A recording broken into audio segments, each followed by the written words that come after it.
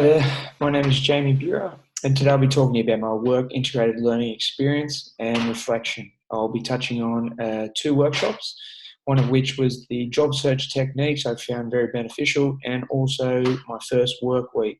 Again, I found beneficial for reasons I'll explain a bit more in the slides to follow. My work experience was done with the Newcastle Jets football club, and I got to do a wide range of things, as you'll see within the slides, and a lot of things that I've learned that I think are going to help me in my career in the future. All right. The first one is job search techniques. This one was about informed on resources and skills, including the importance of accumulating contacts and techniques for informal interviews. Now, when I come across this one a number of months ago, I was in a position where I was potentially moving out of sport and into a work environment, and I found it very beneficial for me because I had accumulated contacts over a career, and I was starting to have these coffee chats. And I suppose seeing some of the techniques and understanding that these coffee chats are essentially informal interviews helped me, I suppose, have better conversation and understand the importance sometimes of those conversations.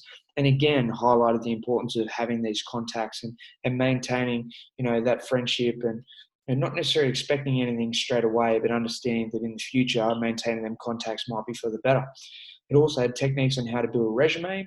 Now, I'd already built a resume, but a lot of the techniques provided, I was able to tinker a bit with mine. I feel like it's probably enhanced my overall resume. Now, the cover letter, this was a big one I found beneficial because I hadn't done one before. I'd been part of rugby league environment now for about 11 years. I'd never had to, I suppose, write a resume, and a cover letter was incredibly foreign to me. So understanding kind of how those are set up, even to the extent of understanding that they've got to pop a little bit. So having a testimonial or a quotation, they're not things I would have thought of putting in a cover letter before, but I suppose helped me understand that, there's a lot of fish in the job sea and you need your cover letter to stand out a little bit. And the other thing I found important, I found from this was understand the interview process and references. And I think that references ties into having those accumulated contacts, understanding who's going to, I suppose, put you across in the best light that's going to help you get the job you need. So again, it comes down to maintaining those relationships. Workshop number 2, first week at work. I found this one good because, like I said, I might be transitioning out of professional sport into a different workplace environment within the next few months. So it may well come about that in a month or two's time, I may be starting my first week of work that isn't a sport environment. So I found this one beneficial. It basically provided information on what to expect on your first day and also your first week, and tips from dress attire to discussions with your boss and fellow employees. Now, I found a lot of this beneficial. Asking for information about your role prior to your first day of work. This I found very beneficial because if I was to start a new role, say in a month's time, I'm going to make sure that I have all the necessary information so that I can go in there and make an impact on day one. And I don't want to be asking 1,000 questions, particularly the silly ones. So I want as much information as I can get without being a pest. And I suppose this workshop's helped me understand that I can ask for that type of material. Now, gauging your boss's expectations I found beneficial because being in a professional sporting environment, I always had a manager who negotiated my contract and negotiated essentially the expectations, apart from the ones I set on myself. So having those discussions is going to be new to me, and having a look at kind of how that may take place, whether that's, I sit down and ask, what do you expect in my first week, my first month, my first 3 months? And having that conversation, I suppose, gauging those expectations will help me if I'm ticking those boxes, which I want to be. I can then have different conversations that might be about some more responsibility and potentially more money. Document what you learn. Look, this is something I do anyway, but I just found that's such an important step, and understand that you don't want to be asking the same thing a couple of times. You want to make sure that you're writing down what you learned so you can go in, I suppose, with as much knowledge as you've already accumulated and ready to take on more. So they're the workshops. We'll move on to the integrated learning experience. Now, with the Newcastle Jets Football Club, I found this incredibly beneficial, particularly if I'm going into a work environment in the next couple of months. I suppose this was a great practice run for me to do my 40 hours. Now, my role as an assistant, I assisted in media session, a sponsorship event, and many mundane but necessary tasks. I'll go into more detail in the slides to follow for this one. I also attended a Football Federation Australia roadshow, essentially a board meeting between the Jets and Football Federation Australia. I learned a whole lot from that again, I'll speak on a bit more in the following slides. The CEO of the Jets, Laurie McKenna, was my mentor, a fantastic mentor, someone I've got a lot of respect for, and I learned a lot from in a short period of time. And again, I'll touch on a bit more of that in the latter slides. Now, the media session was the first, I suppose, dipping of the toe for me and my work experience. I tackled my work experience tasks with understanding the objectives and the purpose, so I could ask informed questions and I suppose learn as much as I could. So the objectives of this were to obviously record a media session and upload these to website and social media. The purpose, to promote brand awareness in Newcastle and to engage consumers. Now, Newcastle is not the number one sports market in Newcastle is rugby league. And the second one, you'd almost say rugby league again. So soccer is, it's not as popular. So it's very important that they get out their content, their media session is done well. They upload to their social media and they're engaging their consumer, because sometimes their window in the paper and their window in on the news is small, much smaller than their competitors. So I think what I learned a lot from that was understanding you've got a short period of time to make your voice heard. And so you've got to make sure the content is good, because if you miss that opportunity, you continue to fall behind. Also, social media-wise, just understanding the windows, understanding that the window for a lot of content where you want engagement is generally between 5 and 7 p.m. That's something that I'll take on to future employment, if media is someplace I want to go. And the next one was the roadshow with Football Federation Australia. Essentially, this was a board meeting. Again, the objectives were to share and understand FFA and A-League and Newcastle Jets strategies, and then they wanted to endeavour to align and assist where possible. The purpose is to grow the A-League and the Jets brand through collaborative approach.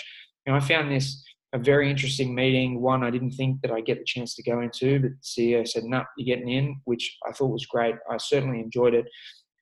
Just seeing the collaborative approach, kind of understanding them talk about things from marketing strategies that they can either help the Jets with, or the one that is kind of a group marketing strategy, and different campaigns around fan activations, obviously aligning the same objectives, updates on broadcast innovation and VAR. They wanted to keep people informed, and everyone in the board meeting was everyone that is the staff at the Jets. So this was interesting for a number of reasons. I was asked to partake, and I was asked questions with my rugby league background, where they were very engaging. They wanted to understand how things were done with the clubs I've been at previously, as well as the NRL. I suppose getting a bit of inside information, but I found that quite fascinating and enjoyable. That it was more or less about learning some strengths and weaknesses, and I suppose shoring up some of the Newcastle Jets weaknesses. And again, because it's a smaller market, it was interesting to see such a collaborative approach. My reflection, essentially the board meeting, I've learned a lot from just sitting in a board meeting. There was a lot of coffee, there was snacks, understanding board meeting etiquette. I'd never been in one before, so I feel like this is something that's going to help me down the track. Next one was the 500 Club sponsorship event. Like I said, I was thrown into a lot of really interesting things in my week, my 40 hours. And this was another one where the objectives were to gain numerous sponsorship between $1,100 to $1,500 each, provide an ideal networking environment for these sponsors, ensure the attendees enjoy the experience. And the purpose is to cultivate long-term relationships with the sponsors, targeting continued or increased sponsorship in the future, and also fund the Asian leg of the Newcastle Jets program. Now, that's straight from the horse's mouth. Laurie McKenna said, some of these small sponsorships, they don't fund all the big things, but they can fund a lot of smaller operations, I suppose, and take some of that financial stress away. Also, having the sponsors come in at a small level, it allows the staff to kind of cultivate that long-term relationship. A lot of small sponsorships are going to help, but if you're having that and continuing that relationship, to hopefully one day ensure that sponsorship may grow, may become a large, very substantial sponsor that has massive financial impacts on the franchise moving forward. So this was very interesting. They had Graham Arnold come in, the Australian coach. Just seeing, I suppose, the networking, it was a perfect platform for networking. And I suppose understanding the importance of having sponsors and corporates, just providing them an environment to talk is almost the benefit enough. I found it very interesting just to see that it wasn't necessarily about the event itself and sitting and kind of enjoying the entertainment, but more just having that conversation that's going to benefit the businesses. I found that enjoyable. My reflection on it, I felt like I probably didn't get involved in the conversations enough. And that's where I think I let myself down a little bit. With my rugby league background, I suppose I was a little bit hesitant to engage in a lot of conversation, and I probably failed to not identify it as a potential networking event for myself. At this, I was tasked with greeting people on the way in, encouraging them to come in and get involved. And I think I was a bit too standoffish, and I'm going to learn in the future to have a bit more confidence in my ability to converse with people. The next one was the mundane tasks. These tasks including pumping up 100 footballs for an upcoming fan day, sorting and assembling identification lanyards, that was fun, and counting stock, which involved jerseys and whatnot. What I learned from this was each task serves a purpose.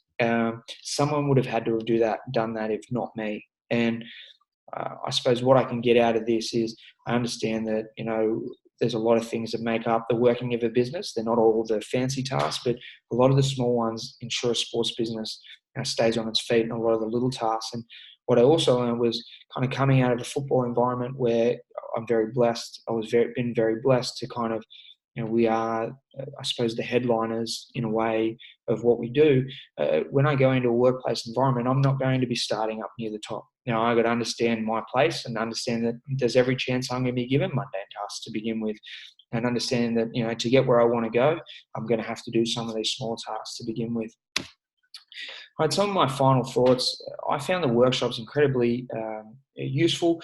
Like I said, where I'm at in my career, I'm potentially going to move into out of sport and into a job. So understanding kind of the processes and techniques in getting a job, from conversing, from informal chats, to having the right material, the resume and whatnot, to understanding on my first week and my first days what to expect. Having those conversations with my boss about expectations. They're things that I'm certain I will use in the near future, and that are going to help me long term. And my workplace mentor, Laurie McKenna, was incredibly impressive. What he's able to do with such a small staff, just seeing from where I was at the Knights to here, such a small staff, I thought he does a very impressive job of kind of thinking outside the box, empowering his staff, but also getting involved. I suppose my perception of a CEO was one who kind of did some delegation and whatnot, but he wanted to get into the thick of it, and I found that very impressive. And he was very inclusive to me, considering I was in workplace experience. He just threw me into everything. And the feedback I received, I didn't receive a whole lot of negative feedback. He's such a fantastic fella. I suppose I threw myself into as much as possible. He said I pumped up the balls really good. But I suppose my own feedback, I felt like I've got to be more confident. Not overconfident, but confident that I've kind of accumulated some experience in my years in the professional sporting industry, and that I can have a bit more confidence to, I suppose, tackle tasks with a bit more vigor, not be so standoffish in a way, and I suppose maybe have the confidence to try and take tasks from others, or not take tasks, but assist. I understand they didn't want to give me a heap of things, but to at least assist in some tasks. I found the workplace room is going to better prepare me for my career change in the future. Like I said, I may be going into a different industry soon, and I just feel like this was a great practice one, and one I found very beneficial. So thank you.